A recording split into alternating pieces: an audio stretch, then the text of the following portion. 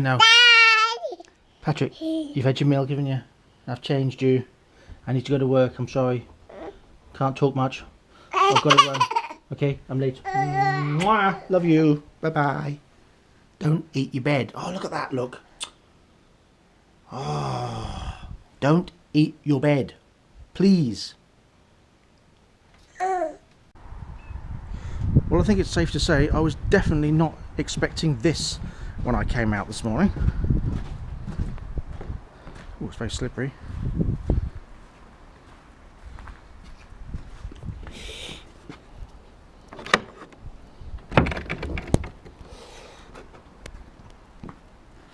Definitely not expecting this.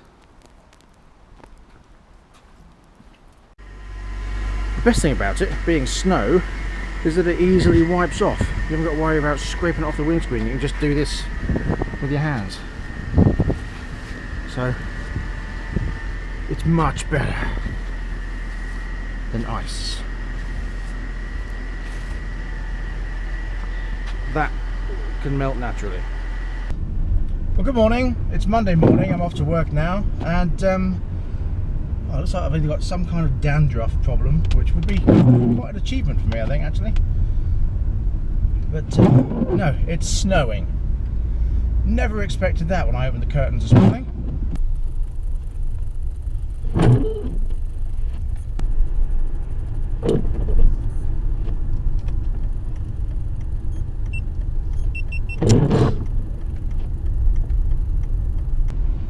Absolutely unbelievable. Snow. I expected rain, but I did not. Stop squeaking. I did not expect snow. Just goes to show, doesn't it, that perhaps the climate is changing. Well, I say perhaps. I think we all know the climate is changing, and the seasons are shifting, I believe. I think winter started very late last year. Well, December. Still sort of mild in November and early December, I think. And perhaps now, March and April, we're going to get the winter. Ugh. It's going to be interesting to see what kind of people we meet along the way today. People that are a bit scared of snow. Oh, will you stop squeaking, please? No? Alright, carry on. Be interesting to see how many... Okay, I'm going to just turn these off and let the windscreen covered in snow. As long as I can get some bread, this is lunch. I love beans, especially Heinz beans. My favourite, my absolute favourite. You know, they say that when you're driving, before you leave the house, you should clear your windows. I understand the front window, I understand the side windows, but I don't understand the back window. They say we must clear all windows. Unless it's because they're worried about snow flying off the back window into the cars coming behind you. Yes. I think I already knew that. Because obviously it can't be to clear the windows so you can see, because if you drive a van, they don't have a window, so there can't be a rule. I'm waffling. Okay, down this dual carriageway, I'm expecting to see my snow fly off my bonnet into the windscreen. It's always fun when that happens. If snow could speak, do you think it would do that thing that does in Wizard of Oz? Take me!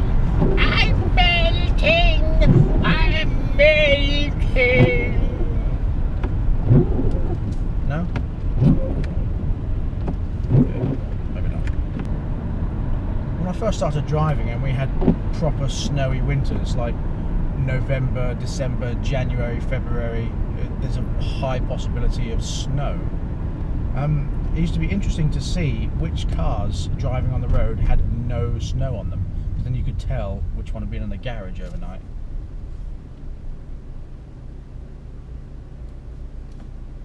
Oh, I hate to say it, I really wish I could show you.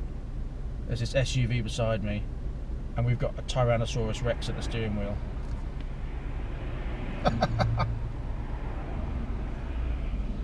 How can you reach the pedals? Why are you driving a car that big when you can't reach the pedals? And the only way you can reach the pedals is by having your stomach and your boobs up against the steering wheel and your arms like Tyrannosaurus.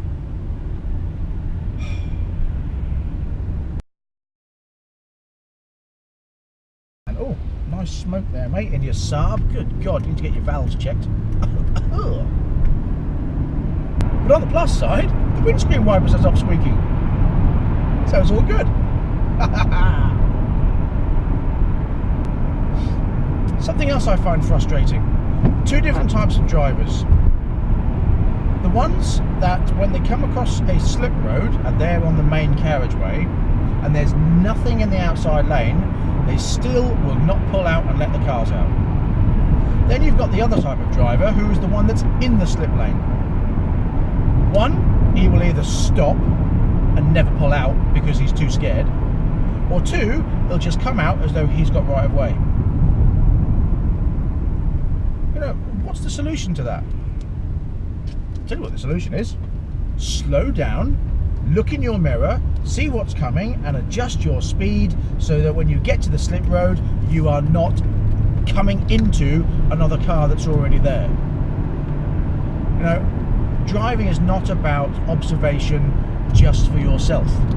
You have to see what everybody else is doing. You have to be aware of what everyone else is doing on the road.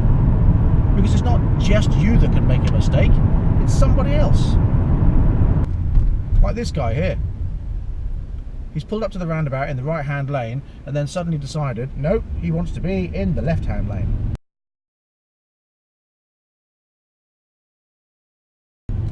Even though both lanes are for going straight on.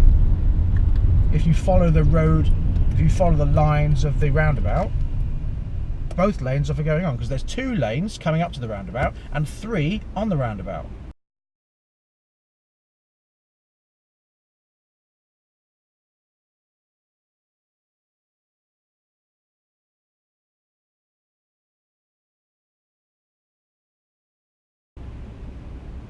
A lot of people don't seem to understand that. They go to a roundabout, they think the right-hand lane is for turning right only, and the left-hand lane is for turning left and going straight on. And in a lot of cases, that's true. But not when you look at the lines on the road. Because the outside lane actually flows into the middle lane, which can go to the right or can go straight on. But no. People are too involved in their own little world to care what is actually happening in front of them. I'm aware now, perhaps it's because I'm over 40, that I'm turning into a moaning old git. That's because a lot of things get on my bloody nerves these days. There's more and more cars on the road, and more idiots on the road. It's probably the same amount of idiots as there was before, but in comparison, because there's more and more cars, there's naturally going to be a higher ratio of idiots. Some might say I'm being arrogant, you know, making out that I'm the best driver in the world. I'm not. But I do pride myself in being observant and aware.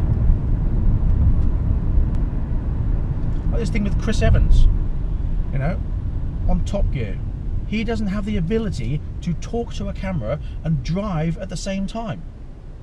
What is that? I mean, to me, it's natural. It doesn't bother me at all. You know, I can look where I'm going. I feel I can use my peripheral vision,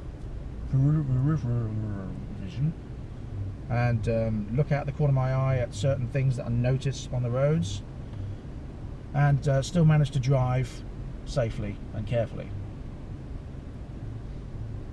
as well as talk to the camera. But a lot of people can't seem to do that. They can either do one or the other. I understand people are different. I understand people have different priorities. But to me it comes naturally. And for someone like Chris Evans, who is supposed to be able to drive fast cars because he's spent all his money on ridiculous cars. Mind you, haven't said that. He spent all of his money on a car he can't bloody drive because it's stuck in the garage. I think the only person that's ever driven it was James May. So yes, being a presenter on a TV show, and in fact being a presenter Surely he must be able to do more than one thing at the same time. What the hell? Road, oh my god. This doesn't look good. Road closed, fire engine, police everywhere, and they seem to be spraying a lot of water into the sea. There also seems to be 2 petrol tankers here. Oh, now I see. The water's burst its banks, because there's water all over the path, and there's sand and stones all over the road.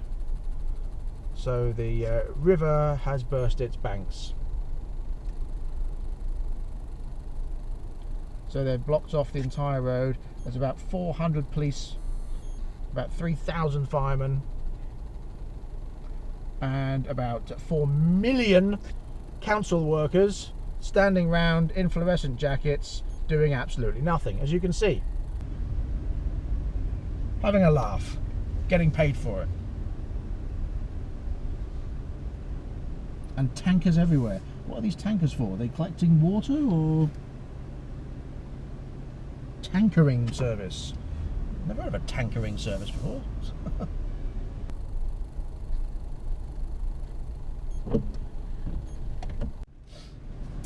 Well, apparently everybody knew that the river had burst its banks, and if I'd have known, I could have gone the long way around. But I didn't know.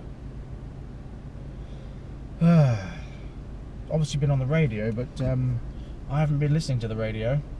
1, because I've been talking to you, and 2, because my stereo, even though it was doing its stop-start thing, has been working for the past 3 days, and then this morning, stop-start again. I'm sure it's weather-based.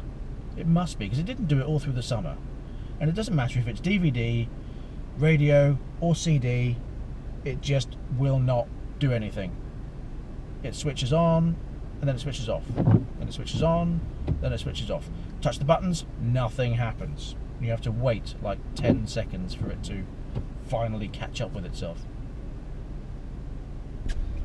What I do find amazing is that why the traffic is so bad. You know, you'd think that the council would go, well, nobody can turn right, nobody can turn left at the traffic, or sorry, nobody can turn right at the traffic lights down the road. So the easiest thing would be to get in there and make the traffic lights going left constantly green, because you're never going to get in anybody's way because the traffic can't come through. But no, instead they just let everybody sit in ridiculous traffic. There's a guy now from the council standing here taking photographs of the traffic. Perhaps he's coming up, his job is to come up with contingency plans for future issues. And he's on the phone, which is great.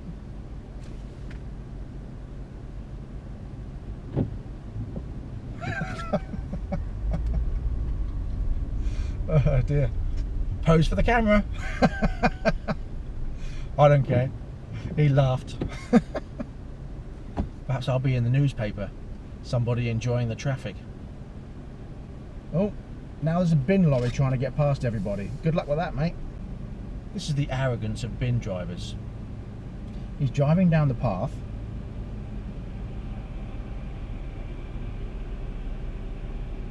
Because he's got bins to collect. And he's not going to wait in traffic. Because why should he? He works for the council. So who's important? Well, I'm important too. I'm late for work. Because they couldn't come up with a contingency plan.